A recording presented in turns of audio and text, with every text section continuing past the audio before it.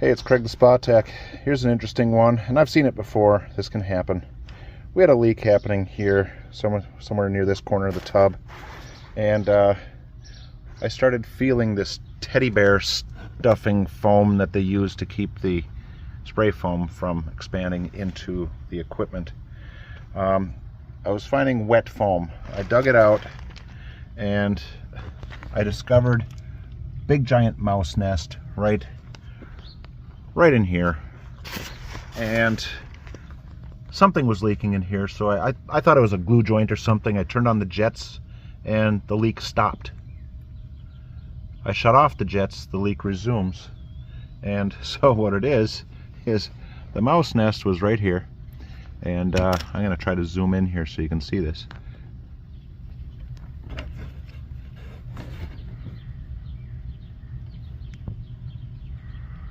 Right where that vinyl tube attaches to that jet with that purple primer, about 1.5 inches back, a mouse has chewed.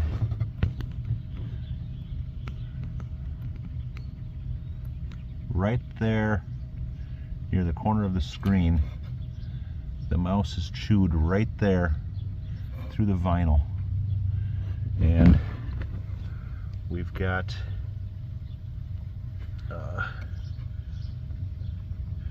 about a drop a second leak happening where that mouse sat in his little nest and chewed that vinyl tube. So somehow, with my great big hands, I've got to get in there and I've got to cut that tube right where that mouse chew is. I'm going to do this with the jets running so we're not leaking water while we do this.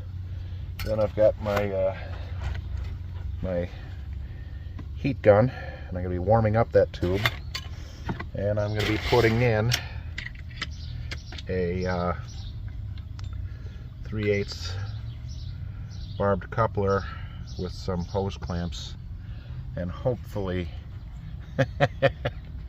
hopefully I can get my hands in there to repair that. So that's what I'm looking at here. I honestly don't even think taking boards off the side and going in from the side is going to help, because there's more pipes in the way from the side than there is from the front. This is going to be like replacing the starter in your car through the glove box, so I will let you know how this goes. Okay, the repair is done. I turned on the jets so none of this was leaking. It was all under air suction. I cut that vinyl tube where the mouse had chewed, and I couldn't even get in there with my box cutter blade. I had to take a razor blade and put it in my needle nose vice grips so I could get up in here and cut that vinyl tube right where that mouse had chewed. So once I did that, I got my little digger in there so I could move the vinyl tube out of the way, take a needle nose, get the little barbed coupler in, and then even this guy, it's the first time I've used this guy where I could get in there and grab the vinyl tube with the coupler on it, push it back and bring it forward into the tube that was close, and then using all of these to get those hose clamps squeezed and in place. But there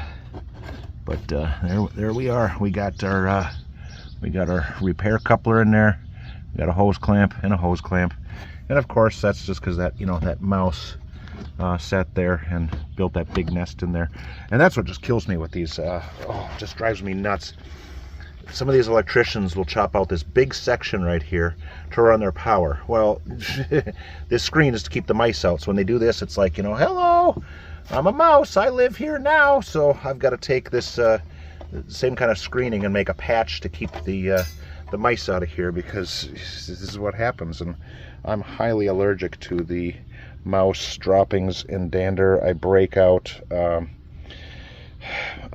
big time. So that's why the bucket of soapy water is here. The homeowner was kind enough to get me a warm bucket of soapy water, so now I can clean up and get all this mouse droppings off me. So I'm gonna clean this up, button it back up, and we're good to go. A leak, another leak caused by our arch nemesis, the mouse. So this is Craig the Spa Tech. Catch me later.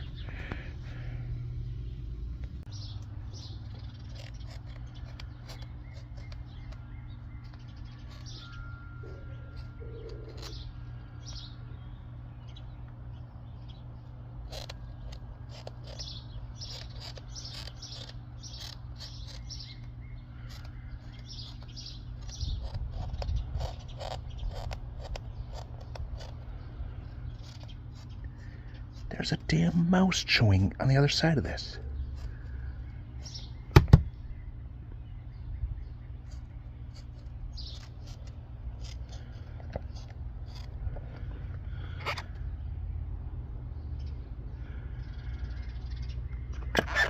There's a damn mouse chewing on the other side of the shell.